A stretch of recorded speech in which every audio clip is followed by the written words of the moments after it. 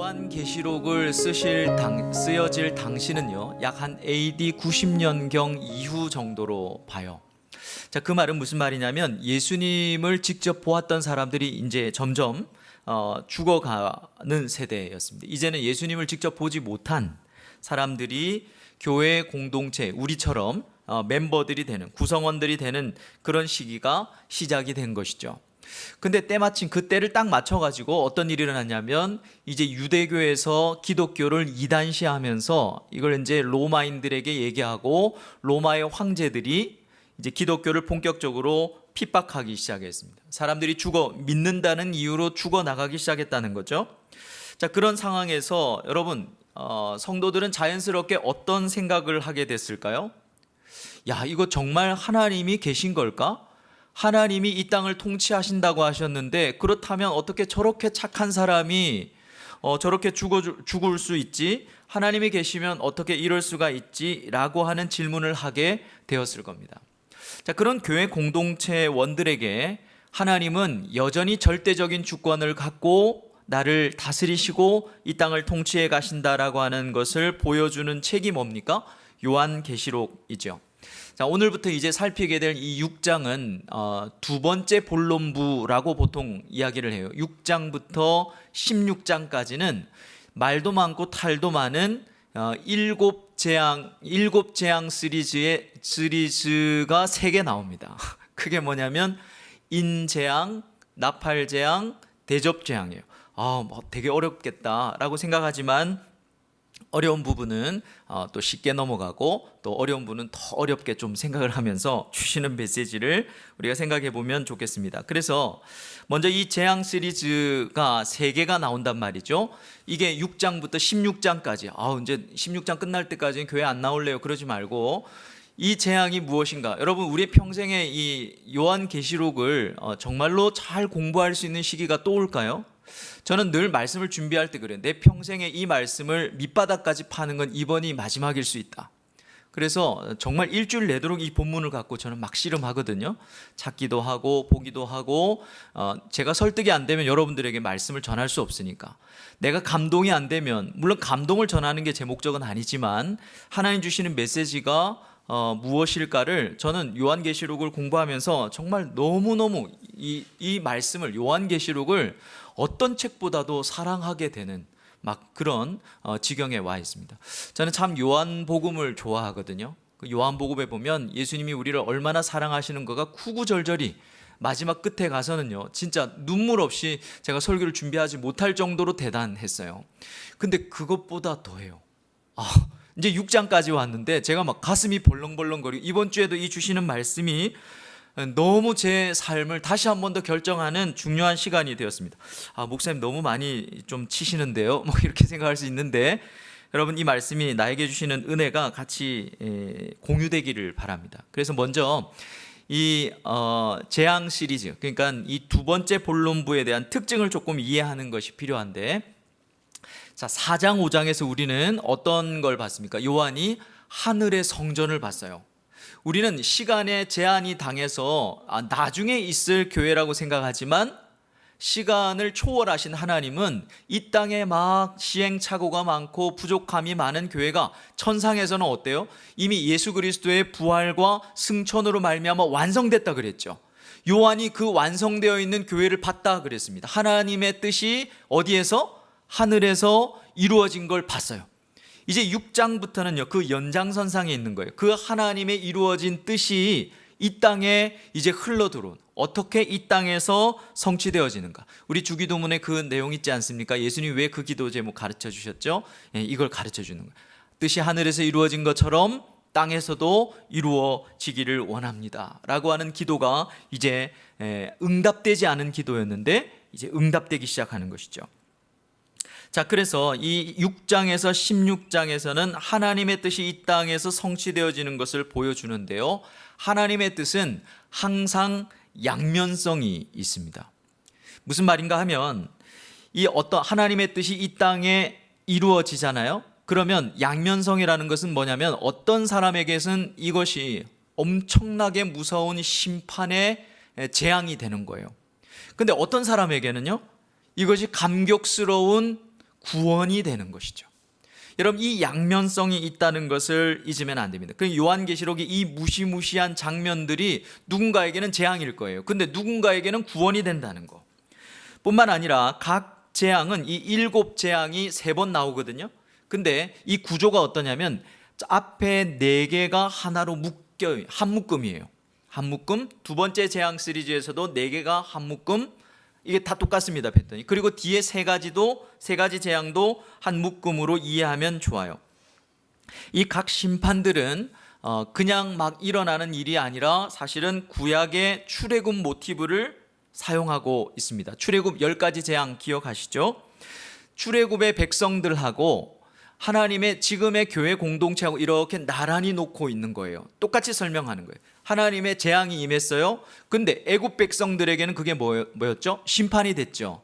근데 이스라엘 백성들에게는 구원이 됐어요. 이스라엘 백성들의 신앙적인 수준은 우리가 알고 있습니다. 그죠?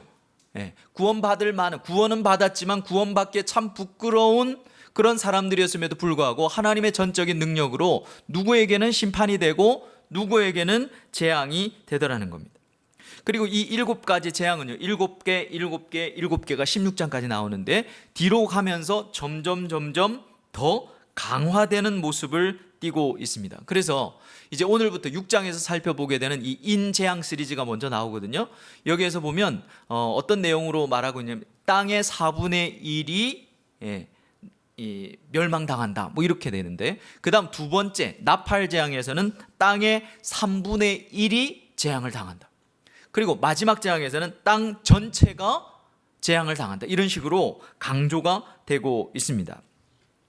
자, 이 재앙 시리즈 3개에서 가장 중요한 것은 무엇인가 하면 이게 시간순으로 첫 번째 인을 떼자 뭐가 됐다 이렇게 나오니까 이게 시간순으로 일어난 사건이다라고 해석하는 사람들이 많아요. 잘못 해석하는 겁니다. 세대주의자들이 그렇게 많이 해석을 하는데 이것은 동시에 일어난 사건이에요. 전체적으로 보면 동시에 일어난 사건을 7가지 재앙으로 설명하는데 이게 3번 반복되어지는 구조라고 생각하면 됩니다.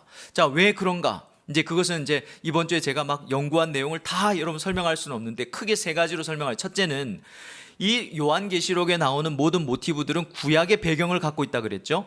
그 구약에 있는 에스겔서 12장이나 스가랴서 1장, 6장 같은 데 이걸 보면 이게 하나의 사건으로 묘사되고 있기 때문에 그렇습니다. 뿐만 아니라 이 3가지 재앙의 시리즈가 첫 번째는 어떻게 시작되는가 하면 예수님의 십자가 사건으로 첫 번째 인이 떼지는, 첫 번째 나팔이 부러지는, 첫 번째 대접이 쏟아지는, 이렇게 똑같은 맥락으로 시작이 되고 마지막 7번째는 이 모든 것들을 비슷하게 묘사하는 동일한 모습으로 묘사되고 있기 때문에 이것은 하나의 사건을 3번 반복해서 우리에게 설명한 것이다 라고 보는 것이 맞습니다. 그러므로 여러분, 이 새 심판 시리즈는요, 앞으로 있을, 요한계시록을 앞으로 있을 일이라고 착각하는 사람들이 많은데 재림 직전에 어떤 특정 기간에 일어날 문제가 아니고 초림 때부터 재림 때 사이에 일어나는 모든 일들을 망라한 묘사입니다. 다시요. 이게 되게 중요합니다. 그러니까 재림 직전에 일어날 사건이 아니고요, 예수 그리스도의 십자가 사건이 첫 번째 인을 떼는 사건의 원인으로 작용한단 말이에요. 그러니까 초림 때부터 재림 때 일어난 모든 사건을 3번 반복하고 있는 거예요. 그러니까 이 심판들은 우리가 앞으로 경험할 수도 있는 심판, 재앙이 아니라 뭡니까? 지금 우리는 이 시대를 살아가고 있는 거예요. 이 재앙의 심판의 시대를 살아가고 있다. 우리가 경험하고 있는 것을 설명하고 있는 것이다. 그 중에는 우리가 경험하지 못한 것도 있고 경험하고 있는 것도 있고 과거에 경험한 것도 있을 겁니다. 자, 그래서 오늘 이 6장에는 첫 번째 인심판의 시리즈가 나오는데요, 1절부터 8절까지는 4개씩 한 묶음이라 그랬죠. 자, 인심판이 7개가 있는데 각각 7개가 3번 나옵니다. 그 중에 7개 안에 이제 들어왔어요. 여기에서 4개는 한 묶음이라 그랬어요. 1절부터 8절이 그 내용인데, 자, 첫 번째 인을 떼니까 어떤 일이 일어났는지 1절, 2절을 한 번 더 같이 잘 한번 읽어보겠습니다. 자, 다 같이 시작. 내가 봄에 그때 내가 들으니 내 생물 중에 하나가 우레소리 같이 말하되 오라 하기로, 이에 내가 보니 흰 말이 있는데 그 탄자가 활을 가졌고 면류관을 받고 나가서 이기고 또 이기려고 하더라. 자, 7인 중에 하나를 떼신다, 이 말은 하나를 떼자 어떤 일이 일어났고 하나를 떼자 어떤 일이 일어났고 이런 시간적인 묘사가 아니고요. 이것은 7개 두루마리라고 생각해. 두루마리였죠, 그죠? 두루마리를 7개를 떼면 뭐 어떻게 됩니까? 만약에 인덱스였다면, 책이었다면 뭐 1장까지 이렇게 떼면 팍 일어나고 2장을 또 떼면 뭐 이럴 수가 있지만 두루마리라고 그랬습니다. 두루마리는 떼면 끝이에요, 그죠? 7개인이 다 떼진 거예요. 다 떼진 건데 그 결과를 드라마틱하게 설명하기 위해서 표현하는 일종의 문학적인 표현 양식입니다. 하나를 떼니 이렇게 순서대로 뗀 게 아니라 7개가 다 떼졌는데 그래서 이제 두루마리가 펼쳐진 거 아닙니까, 그죠? 자, 그래서 이렇게 그 결과를 드라마틱하게 설명하는 문학적인 표현이다. 자, 첫 번째 인을 떼니까 뭐가 나오죠? 흰말, 백말이 나오고 그 탄자가 나타나. 누굴까요? 왕자님은 아니겠죠. 나의 왕자님은 아니겠죠. 여기서 사람들은 초미의 관심사가 이 탄자가 누구냐예요. 탄자가 예수님이냐, 아니면 천사냐, 사탄이냐? 근데 중요한 것은요, 탄자가 아닙니다. 여기서 말하고 중요한 것은 탄자를 통해서, 흰 말과 탄자를 통해서 주어지는 심판의 정황이 어떤 것인가, 이게 이제 중요한 거예요. 자, 어떤 정황을 강조하고 있는 건지 한번 봅시다. 여기서 말탄자는 어떤 명령에 따라서 나타납니까? 내 생물 중에 하나가 오라 하니까 그 말에 순종하여 나타나죠. 내 생물은 4장 5장에서 우리가 했습니다. 예. 하나님의 보좌에 있었던 그 내 생물이죠. 하나님 편입니다. 그 말에 하나님의 천사들이죠. 하나님의 대리자들이죠. 그러니까 하나님의 말씀에 순종하여 그들이 나왔다 그랬습니다. 뿐만 아니라 한글 성경은 활을 가졌고 이렇게 되어 있죠. 근데 이것도 정확하게 번역하면 활이 주어졌고 라고 하는 신적 수동태로 강조되고 있어요. 하나님에 의해서 그 활이 주어졌다, 이런 뜻입니다. 뭘 강조하고 있는 심판의 정황인가 하면 하나님에 의해서 철저하게 심판이 주도되고 있다, 이걸 강조하고 있는 거예요. 그 탄자가 누굴까, 이게 중요한 게 아닙니다. 이기고 또 이기려 한다, 이 말은 흰 말을 탄 자가 전쟁을 통해서, 전쟁이라고 하는 도구를 통해서 심판을 진행한다는 뜻입니다. 자, 두 번째 인을 띄니까 이제 무슨 말이 나옵니까? 붉은 말을 탄 자가 나옵니다. 붉은 말은요, 전쟁으로 인해서 사람들이 흘리는 피를 상징하는 것이죠. 서로 죽이게 함으로 이 땅에 화평을 제하여 버렸다 그랬습니다. 자, 세 번째 인을 떼니까 어떤 말이 나옵니까? 검은 말이 나오고 그 탄자가 저울을 들고 나오죠. 성경에서 저울은 어떤 의미일까요? 심판의 의미죠. 자, 그러면서 6절에 보니까 뭐라고 말합니까? 한 데나리온의 밀 한 대요, 한 데나리온의 보리석대로다. 또 감람류와 포도주는 해치지 말라. 이 무슨 말이죠? 우리가 깡패 만나면 너 나오면 저기 10원에 한 대씩이야, 뭐 이런 느낌으로 많이 와닿지 않습니까? 한 데나리온은 일반 노동자의 하루 품삯, 뭐 요즘 같으면 뭐 얼마 정도 될까요? 뭐 쉽게 5만 원 정도라고 칩시다. 이 5만 원으로 서민들의 양식을 표현하는 말이 밀과 보리거든요. 밀이 조금 더 비싸고 보리가 조금 더 싸요. 근데 꽤 많은 양을 살 수 있었는데요, 여기에 보니까 뭐라고 되어 있습니까? 한 데나리온 받아가지고 5만 원 받아가지고 밀 한 대요, 보리석 대밖에 못 산다, 이 말은 무려 8배에서 한 16배나 비싸졌다, 이 말입니다. 흉년일 수도 있는 것이죠. 흉년이 왔을 수도 있어요. 자, 그리고 감람류와 포도주는요, 부자들이 쓰는 겁니다. 근데 부자들이 쓰는 것은 냅도래요. 자, 그 말은 무슨 말이겠습니까? 어떤 경제적인 이유들로 인해서 가난한 사람들은 더 가난해지고 부자들은 그대로 사는 거예요. 그러니까 심판의 이유를 고발하는 듯 하죠. 자, 마지막 네 번째 인. 자, 네 번째, 이 한묶음이라 그랬는데요, 첫 번째부터 세 번째를 설명하는 역할이 네 번째 역할입니다. 그래서 두 번째 재앙 시리즈에서도 네 번째가 앞에 거를 다 조합을 해요.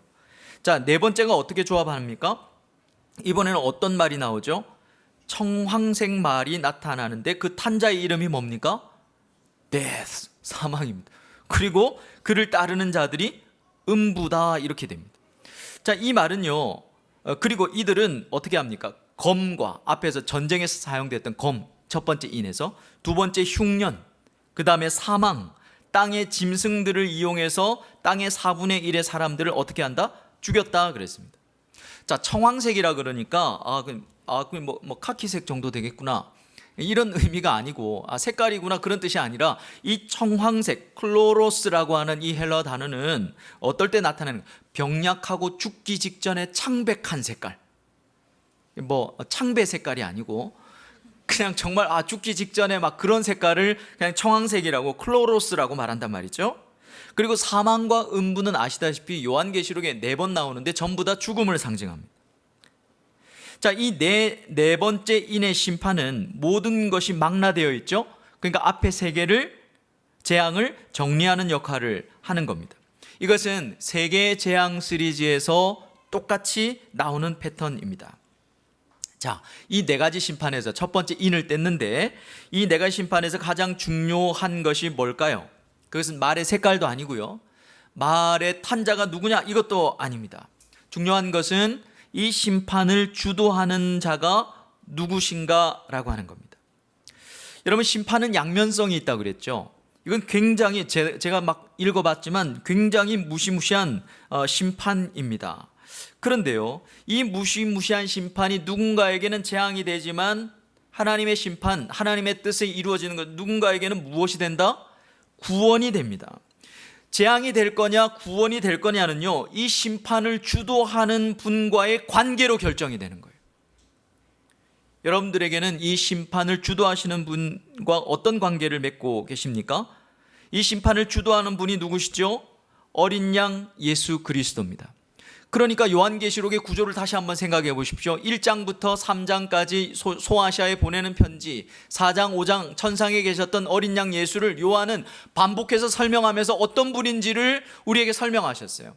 소아시아 7교회에 보내는 편지에서 감동적이었던 것은 결국 이 예수 그리스도는 우리의 누구셨습니까? 참 신랑이셨습니다. 아저씨가 아니에요. 원빈이 아니에요. 다 쏴지기는 그런 사람이 아니라 이 심판을 주도하시는 분은 우리의 신랑이셨고 우리의 주인이셨고, 나중에는 심지어 뭐라 그럽니까? 우리와 온전히 하나 되는 분이시라 그러셨어요. 내 이름을 주리니, 내 이름을 새기리니, 그러니까 우리의 아이덴티티가 예수 그리스도의 아이덴티티와 똑같이 되는 그런 분, 온전히 하나 되어지는 분으로 설명하고 있는 것입니다. 심판주 어린 양 예수 그리스도가 우리와 이런 분이라는 것이죠. 여러분, 정말 이런 분이십니까? 지금 이 땅에서 주님은 나에게 어떤 분이십니까? 나에게 별로 중요한 분이 아니에요. 나에게는 여친이 더 중요하고 남친이 더 중요하지, 주님은 나에게 별로 중요하지 않아. 어떨 때는요, 세상을 살아가는데 오히려 걸리적거리는 분이 될 때가 많다고 한다면, 여러분, 이 심판은 우리에게 재앙이지 절대로 구원일 수 없습니다. 주님 분명히 원칙을 말씀하셨죠. 누구든지 사람들 앞에서 나를 부끄러워하면 나도 심판의 때 아버지와 천사들 앞에서 부끄러워할 거다. 여러분, 지금의 우리의 관계가, 여러분, 최종의 심판의 자리에서 주님과의 우리의 관계가 증명되어지는 자료로 사용되어지는 것이죠. 여러분, 내가 주님과 어떤 관계를 맺고 있는지 여러분 하루도 게을리 하시면 안 된다는 것을 잊지 마시기를 바랍니다. 자, 9절부터 이제 11절까지는 5번째 인을 떼는데, 5번째 인에는 재앙이 나오지 않고 어떤 내용이 나오는지 9절을 한번 읽어보겠습니다. 9절 다 같이 시작.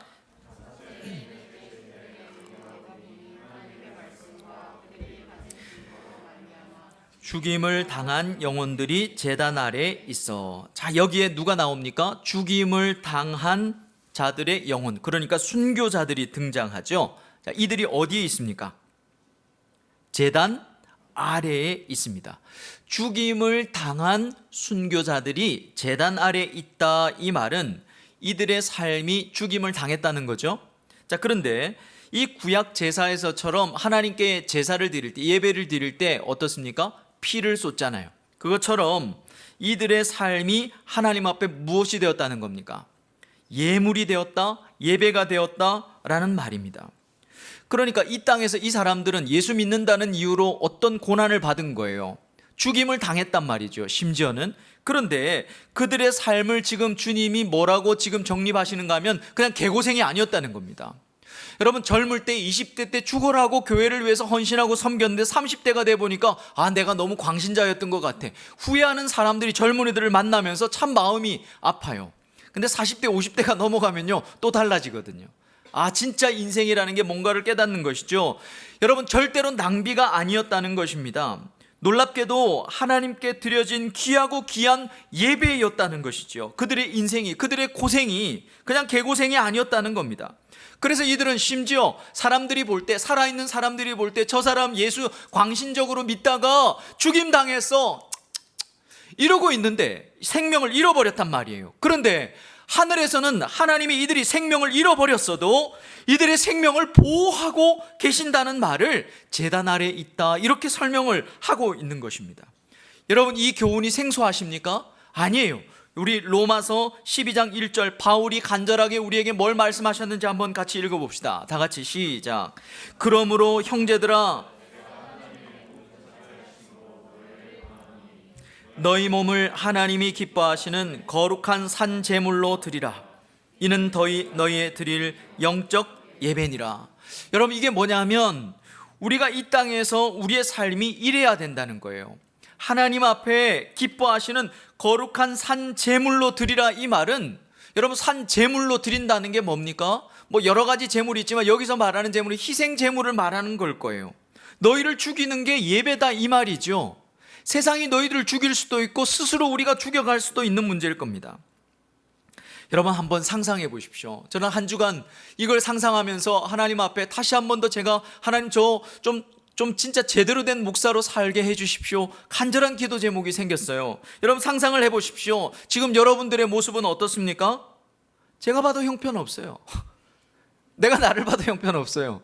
나 같은 게 무슨 목사일까?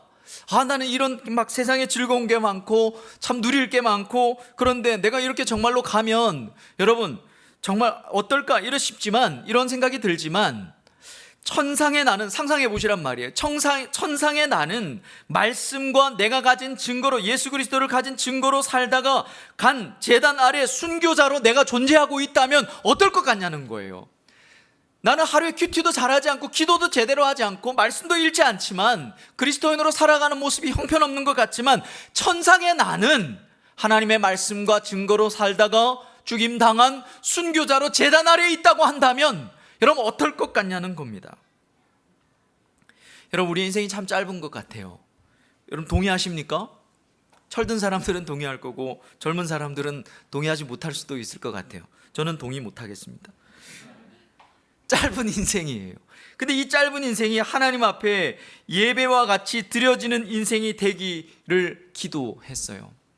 여러분, 저는 이번 주에 작정한 게 하나 있습니다. 여러분들의 인생도 그렇게 될 거라고 저는 믿어요.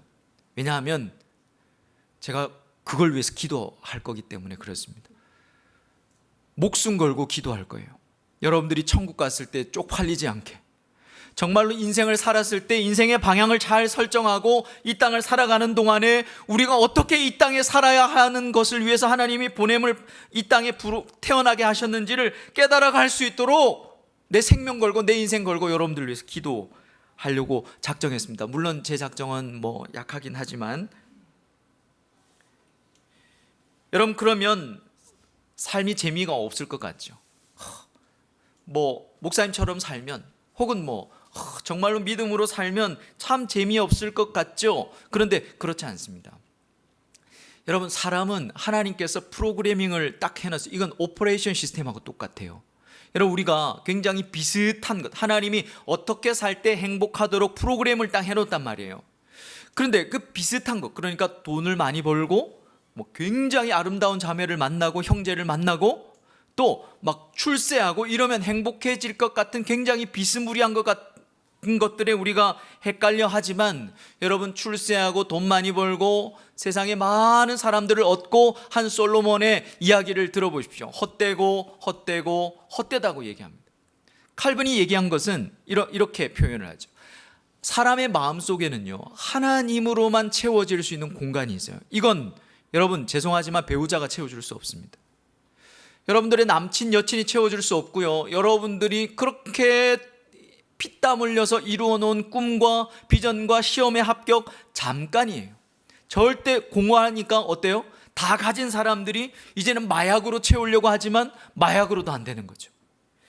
여러분 무슨 말이냐면, 사람이 진짜 행복하도록 하나님이 프로그래밍 해놓으신 것은요, 죽음이 정리가 돼야 돼요. 여러분 우리는 죽어가고 있어요. 살아가고 있는 게 아니거든요. 죽어가고 있기 때문에 죽음이 빨리 정리된 사람이 그 다음에 뭐 하냐면 삶의 방향이 설정이 되는 거예요. 여러분 이것이 정리될 때 여러분 비로소 행복해질 수 있다는 사실을 여러분 믿으실 수 있기를 바랍니다. 자, 이 제단 아래에 있는 순교자들이 어떻게 기도하는지 10절을 같이 한번 읽어봅시다. 10절 다 같이 시작. 큰 소리로 불러 이르되 땅에 거하는 자들을 심판하여 우리 피를 갚아주지 아니하시기를 어느 때까지 하시려 하나이까 하니. 여러분 이 기도가 어떻게 들리십니까? 땅에 거하는 자들은 예수 믿지 않는 핍박하는 자들을 상징합니다. 꼭 막 억울해서, 천국에 있는 순교자들이 억울해서 우리 복수를 언제쯤 해주실 겁니까? 막 이렇게 보이지만 사실은 그런 기도가 아니고요, 이 기도는 최후의 심판을 통해서 하나님의 나라가, 하나님의 공의가 완성되게 해달라고 하는 의인들의 기도입니다. 만약에 이게 억울한 복수를 위한 기도라면 천국에는 억울한 사람들밖에 없는 거 아니겠어요? 그런 의미가 아니고, 이 아벨의 기도처럼 하나님께서 이 하나님의 나라와 공의가 완성되게 해 주십시오라고 하는 의인의 기도라는 것이죠. 이 기도에 대한 응답이 뭐냐면 바로 7번째 인을 떼는 것입니다. 여러분 보십시오. 하나님의 재창조가 성도들의 기도를 통해서 진행되고 있는 것입니다. 그래서 하나님 나라를 위한 기도는 향기로운 것입니다. 여러분 그리스도인으로 이 땅에 부름받았는데 죽을 때까지 내가 필요한 것, 내가 원하는 것만 기도하다가 여러분 인생이 끝나면 안 돼요. 하나님의 나라와 의를 위한, 영혼을 위한 그런 기도가 있으시기를 바랍니다. 자, 이 기도에 대한 하나님의 반응이 어떤가? 제일 중요한 구절이라고 생각이 되는데요, 11절을 같이 한번 봅시다. 하나님이 뭐라고 반응하시는지. 자, 다 같이 시작. 각각 그들에게 흰 두루마리를 주시며 아직 잠시 동안 쉬되 그들의 동무종들과 형제들도 자기처럼 죽임을 당하여 그 수가 차기까지 하라 하시더라. 자, 주님이 그들에게 이 이기는 자에게 주신 흰 옷, 그죠? 흰 두루마기를 주시고 잠시 쉬라 그러셨죠. 자, 잠시 쉬라, 이 말은 지금 하나님께서 그 최후의 심판을 연기하신다는 뜻이에요. 연기하시는 이유가 있다는 거죠. 그 이유가 뭡니까? 잘 보십시오. 최후의 심판을 우리는, 하나님 왜 재림 안 하시지? 왜 이 땅을 심판 안 하시지? 그 이유를 우리는 뭐라고 생각합니까? 이 땅에 남아있는 죽어가는 영혼들을 구원하려고 라고 하는데요, 여러분 제가 말씀을 공부하면서 그게 아니라는 생각을 하게 됐어요. 자, 보십시오. 뭐라고 되어 있습니까? 동무종들과 형제들도 너희들처럼 죽음을 당하여 그 수가 차기까지 차야 하기 때문에 최후의 심판을 연기하신대요. 여러분 잘 들으세요. 하늘 제단 아래 순교자들에게는 동무종들과 형제들이 있대요. 여기서 동무종들, 그럼 뭐 북한에서 동무 뭐 그런 겁니까? 우리 친구 아이가 여기서 이 동무종들이라고, 이게 왜 이렇게 번역을 했는지는 모르겠지만 여기 쉰둘렀습니다. 그러니까 함께 종들 이런 뜻이에요. 함께 종된 자들 이런 뜻입니다. 함께 종든 자들과 형제들이 있대요. 자, 하나님이 이들이 어떻게 되기를 기다리고 있습니까? 자기처럼 죽임 당하기를 기다리고 있대요, 하나님이. 자, 하늘에 있는 순교자들에게 함께 종된 자들과 형제들이 있는데 하나님이 뭘 기다린다고 최후 심판을 안 하시냐면, 이들이 자기처럼, 여기서 자기처럼 번역한 것은 정확하게 번역하면 그들처럼이에요. 그들처럼. 그러니까 예수님처럼이 아니고 그들처럼이면 그들이 누구겠습니까? 순교자들이에요. 순교자들처럼 죽임을 당할 걸 기다리고 있대요. 순교자들이 어떻게 죽임을 당했는데요? 하나님의 말씀과 그들이 가진 증거로 인하여 죽임당했다 그랬습니다. 여러분, 하나님의 말씀과 그들이 가진 증거로 죽임을 당한 하늘 제단 아래의 순교자들처럼 같은 방식으로 죽기를 기다리는 동무종들과 형제들이 있대요. 이들이 누굴까요? 바로 저와 여러분들입니다. 이 땅에 하늘에 있는 순교자들의 동료종들과 형제들이 있는데 그게 바로 저와 여러분들이에요. 왜 최후 심판이 아직 일어나지 않는가? 그것은 구원받지 못한 사람들이 아니라 그 순교자들의 함께 된 종들이고 형제들인 저와 여러분들 때문이래요. 왜? 죽임 당하지를 않는 거예요. 아둥바둥 살려고 사니까 그렇다는 겁니다. 여러분, 하나님이 우리를 어떻게 보고 계신지 잘 기억하시기를 바랍니다. 이걸 잊어버리면 여러분들은 정말로 참 불쌍한 사람들이 되는 거예요. 우리는 이 땅에서 누릴 것 다 누리고 즐길 것 다 즐기고 적당히 신앙생활하다가 갈 사람들이 아닙니다. 여러분, 물론 여러분 누리지 말고 즐기지 말라는 말이 아닙니다. 중요한 건 적당히 신앙생활하고 가도 된다고 생각하는 게 문제인 거예요. 우리는 그런 사람들이 아닙니다. 이런 부류는 천국에 없어요, 여러분. 하나님은 우리를 순교자의 반열에 있는 동무여 형제로 보신다는 거예요. 우리 때문에 지금껏 최종 심판이 연기되어진 것이라고 말합니다. 왜요? 우리를 구원하기 위해서가 아니고 우리도 순교적 삶을 살도록 하기 위해서 기다리고 계신 거예요. 이 땅에 교회 밖에 믿지 않는 사람들 중에 예수 믿을 사람들도 있겠죠. 그런데 더 중요한 1차적인 이유는 우리가 순교적 삶을 살지 않고 있기 때문에 최후의 심판이 딜레이 되고 있다는 겁니다. 제 얘기가 아니고 성경의 말씀이잖아요. 이렇게 말하면 이렇게 생각할 사람들이 많을 것 같습니다. 목사님, 순교자의 수가 채워지기를 기다려야 한다는데 순교자는 저는 자신이 없습니다. 집사는 뭐 좀 해보겠는데, 권사는 좀 해보고, 장로는 좀 해보겠는데, 목사까지도 뭐 부르시면 하겠는데 순교자는 조금 아닙니다. 제 스타일은 아닙니다 라고 말할 분이 많을 것 같습니다. 근데 여러분, 이 순교자의 수는 정해진 수가 아니에요. 다른 데서는 14만 4천으로 묘사되는 게 바로 이 순교자의 숫자죠. 이 14만 4천 명이 딱 정해진 게 아니고 이것은 12 곱하기 12 곱하기 1000입니다. 그 12는 구약의 12지파, 12는 신약의 12사도를 생각하고 1000은 많은 수를 상징하죠. 이게 뭐냐면 상징적인 수라는 뜻이에요. 그래서 이 14만 4천을 다른 본문에서는 뭐라고 얘기합니까? 아무라도 셀 수 없는 큰 물이, 이렇게 정의를 하죠. 그러니까 딱 정해져 있는 수가 아니라 상징이라는 겁니다. 이들은 초림과 재림 사이에 하나님의 말씀과 그들이 가진 증거로 이 땅을 살다간 모든 신실한 그리스도인들을 포함하는 말이에요. 동료 종들과 형제들이라고 되어 있습니다. 다 순교한다는 말이 아니라 하나님의 말씀과 증거로 산 신실한 그리스도인들을 포함하는 말이라는 것이죠. 여러분, 우리의 삶이 우리가 어떻게 살아야 하는지를 한번 잘 생각해 보시기를 바랍니다. 우리가 그리스도인으로 부름받았다면요, 우리의 삶은 그들과 같은 방식이어야 돼요. 여러분, 정말 이것이 저에게 이번 주에 저를 향한 정말로 간절한 기도였습니다. 하나님, 제가 이렇게 살 수 있게 좀 도와주십시오. 그리고 제 인생을 돌아보니까 저는 너무 빨리 떴어. 제 생각입니다. 빨리 떴고, 그래서 너무 철이 없었고, 너무 거룩이 없었고, 정말로 예수 그리스도를 따라가는 어떤 나를, 저는 이렇게 막 나이 50에 하나님이 딱 많은 은혜를 주시는 것 같아요. 저는 정말 기꺼이 이제는 점점 하나님 앞에서 잊어져 가는 사람이 될 수 있겠다는 생각이, 그 전까지는 막 점점 드러나는 사람이 되도록 사역을 했던 것 같아요. 교회를 위해서는 유명해질 수 있습니다. 교회를 위해서는 뭐든지 할 수 있어요. 그러나 내가 하나님 앞에 개인적으로는 점점 죽어가는 사람이 되어야 되겠다라고 하는 생각을 하게 되었습니다. 여러분, 이것이 우리를 향하신 하나님의 부르심이에요. 우리의 삶은 제단 아래 죽임 당한 자의 수를 완성해 가는 삶이라는 것입니다. 자, 이제 12절부터 17절까지는 여섯 번째 인을 떼는 장면인데요. 이 여섯 번째 인을 떼는 것은 이제 마지막 심판을 예고하는 기능을 가지고 있습니다. 그래서 마지막 일곱 번째 심판을 예고하는 기능이죠. 그래서 굉장히 우주적으로 묘사되고 있습니다. 어떻게 묘사되고 있습니까?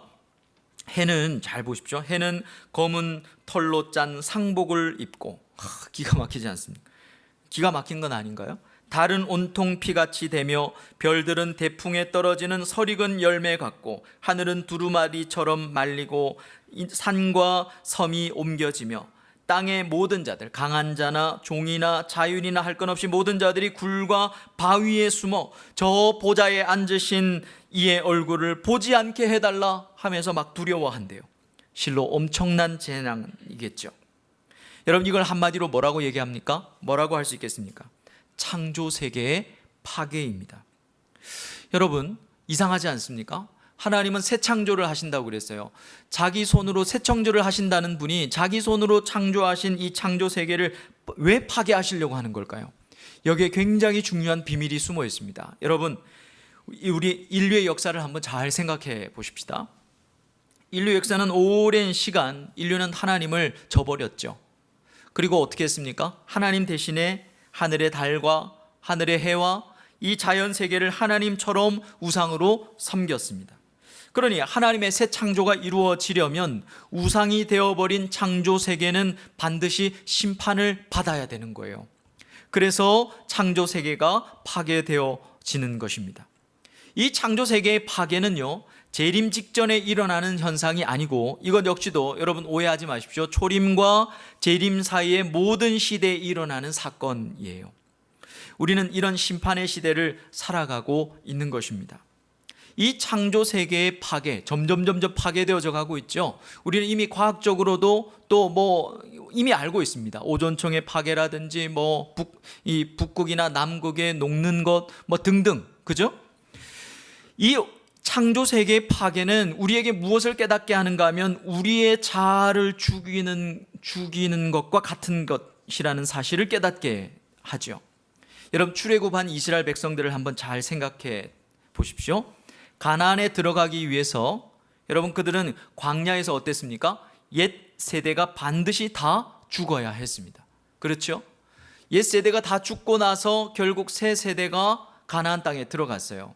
자, 그건 뭘 말하는가 하면 예수 믿는 사람들, 나이 든 사람들은 다 죽어야 된다, 이런 뜻이 아니라 그것처럼 저와 여러분들이 하나님 나라에 들어가려면 이 땅에서 우리의 옛 자아가 반드시 죽어야 한다는 뜻입니다. 이걸 뭘로 깨닫게 하시는 거예요? 이 천지의 창조 세계의 파괴, 천지의 창조 세계의 죽어가는 모습을 보면서 새 창조가 이제 일어날 거 아닙니까? 우리도 우리의 옛 자아가 죽어가야 한다는 사실을 우리에게 깨닫게 하시는 거예요. 여러분, 우리는 인생의 구비마다 많은 고난을 경험했습니다. 많은 시련과 많은 눈물을 흘렸어요. 그래서 절대로 흔들리지 않을 것 같았던 그 신념들이, 내 속에 있는 신념들이 무너지는 것을 경험했고 고집이 꺾이는 것을 경험했습니다. 절대 흔들리지 않을 것 같은 창조의 질서가 파괴되고 각종 전쟁과 기근과 환난대로 말미암아 삶의 터전이 막 파괴되어지는 모습을 보면서 어쩌면 내가 믿고 있었던 것이 아닐 수도 있다. 어쩌면 내가 이토록 목매고 있는 스펙이랑 연봉이랑 결혼이랑 취업이랑 이런 것들이 아닐 수 있다라는 생각을 하게 된 것입니다. 누가 교통사고로 죽었대, 누가 병으로 죽었대, 내 친구가 죽고 장례식에는 참석해서 슬퍼하지만 그 얘기를 들어도 전혀 나의 문제로 여겨지지 않았던 어느 날 나도 죽음을 피해갈 수가 없고 벌써 굉장히 죽음 앞에 다다라 있다는 사실을 깨닫게 되는 순간이 오더라는 겁니다. 그러면서 내가 의지했던 것들을 하나 둘씩 놓게 되더라는 것이죠. 인생의 본질을 고민하게 되더라는 것입니다. 여러분, 인생이 무엇입니까? 지금까지 살아온 내 삶의 질을 따지지 말고라도 내 인생이 무엇입니까? 옛 자아를 죽어가는 과정이라고 말할 수 있지 않겠습니까? 그것이 신앙생활이지요. 실패를 통해서, 버림당함을 통해서, 거절당함을 통해서 우리는 끊임없이 우리의 자아들이 죽어가는 것을 경험하는 것입니다. 그런데 많은 기독교인들이, 현대 기독교인들이 더 열심히 신앙생활하고 더 많이 헌금하고 더 많이 충성 봉사해서 하면 하나님께서 더 많이 복을 주실 것이고 더 많이 출세할 것이고 라고 하는 생각을 하고 있으니까 하나님이 얼마나 마음이 아프시겠습니까? 누가 말했던 것처럼 여러분, 젊음은 젊은이들에게 주기에는 너무나 아까운 것이라는 말이 깨달아지기 시작하더라는 것이죠. 신앙생활은 작은 종말을 경험해 가면서 순교자가 되어가는 과정입니다. 저는 순교자는 못 돼요. 그게 아니라는 것이죠. 모두는 예수 그리스도의 가셨던 길을 따라가는 것입니다. 그러므로 속히 우리가 뭐 해야 할까요? 속히 우리도 이 제단 아래에 있는 순교자들의 기도를 다시 붙들어야 하는 것입니다. 참되신 대주제여, 어느 때까지 나를 이렇게 내버려 두시겠습니까? 내 속에 하나님의 나라와 의가 임하기를 원합니다라고 하는 이 제단 아래에 있는 하늘 순교자들의 기도를 우리가 붙들어야 한단 말이죠. 속히 붙들어야 하는 것입니다. 여러분, 하늘 제단 아래의 순교자들의 기도가 나의 기도가 되기를 바랍니다. 천국에서 가장 영광스러운 것이 어딜까요? 이 땅에서 믿음으로 잘 살면 대궐 같은 집을 주시는 걸까요? 여러분, 천국에는 주님이 내가 너희들의 거할 곳을 준비하러 간다라고 생각해서 저는 풀빌라요, 저는 전원주택이요, 저는 몇 평 이상요, 이렇게 생각을 하시는데요. 천국은 그런 데가 없습니다. 목사님, 그게 약간 이단적인 것 같은데요. 왜 그럴까요? 여러분, 주님이 우리가 있어야 될 천국에서 가장 영광스러운 곳은요, 제단 아래입니다. 천국에는 하나님 자체가 우리의 보금자리예요. 우리가 살고 어떤 다른 데가 있는 게 아니고 하나님 자체가 우리의 스윗 홈이란 말입니다. 그런데 이 땅에서 하나님이 나의 스윗 홈이 되지 않는다면 여러분, 천국에서도 스윗 홈은 없어요. 혹시 여러분 천국을 오해하고 계십니까? 가면 많은 금은 보화가 있고 나에게 대궐 같은 집이 있고 이런 것이라고 생각하십니까? 여러분, 그것은 하나님을 묘사하는 것입니다. 여러분, 우리가 속히 하늘 제단 아래 순교자들의 기도를 붙들고 산다면 이 땅에서의 행복뿐만 아니라 하늘나라의 행복을 여러분 경험하게 될 줄로 믿습니다. 말씀을 정리하겠습니다. 하늘 성전에서 성취된 이 하나님의 뜻이 이제 본격적으로 이 땅에 어떻게 성취되어져 가는가를 우리에게 보여주고 있습니다. 그런데 놀랍게도 너무너무 무시무시한 심판이에요. 하지만 누군가에게는 이 무시무시한 심판이 구원이 되는 양면성을 가진 심판입니다. 여러분들에게 이게 재앙이 되든지 아니면 이게 구원이 되든지 행복이 되든지 감격이 되든지 이것은 무엇으로 결정된다고요? 이 심판을 주도하시는 분과의 나와의 관계로 결정이 됩니다. 여러분들에게 심판을 주도하시는 어린 양 예수 그리스도는 어떤 분이십니까? 그분은 우리의 신랑이시오, 나와 온전히 하나 되신 분이라는 사실을 믿으시기를 바랍니다. 그리고 주님은 우리에게 이렇게 말씀하세요. 너희는 말씀과 그 증거를 가지고 살다가 죽은 하늘 제단 아래에 있는 순교자들의 동무종들이요 형제라고 말하고 있습니다. 너희들도 이제 이들과 같은 삶의 방식으로 살다가 오기를 기다린단다라고 우리에게 말씀하고 계십니다. 그것 때문에 심판이 딜레이되고 있다는 거죠. 나를 향하신 하나님의 뜻, 하나님의 부르심을 여러분 절대로 잊지 마시기를 바랍니다. 이 순교적 삶을 위해서 자아를 죽여가라고 여러분 우리에게 저마다의 아픔과 고통과 좌절이라고 하는 작은 종말을 경험하게 하시는 것입니다. 그러므로 여러분, 우리가 속히 붙들어야 할 기도의 제목, 그것은 하늘 제단 아래에 있는 순교자들의 기도의 제목입니다. 하나님, 내 속에 하나님 나라가 없습니다. 하나님, 내 속에 하나님의 의가 없습니다. 이 땅이 전부인 줄로 알고 하나님을 잊어버리고 살아가는 나를 어느 때까지 내버려 두시겠습니까? 하나님, 나에게 성령으로 충만하게 해 주십시오 라고 하는 이 하늘 제단 아래에 있는 순교자들의 기도를 우리가 붙든다면, 그래서 죽음이 정리가 되고 이 땅의 삶의 방향이 정리가 된다면 여러분, 진짜 행복이 우리에게 있단 말이에요. 하늘나라의 진짜 행복이 우리에게 있을 것입니다. 여러분, 이 삶을 우리가 함께 살아요. 우리 함께 이렇게 교회를 세워가기를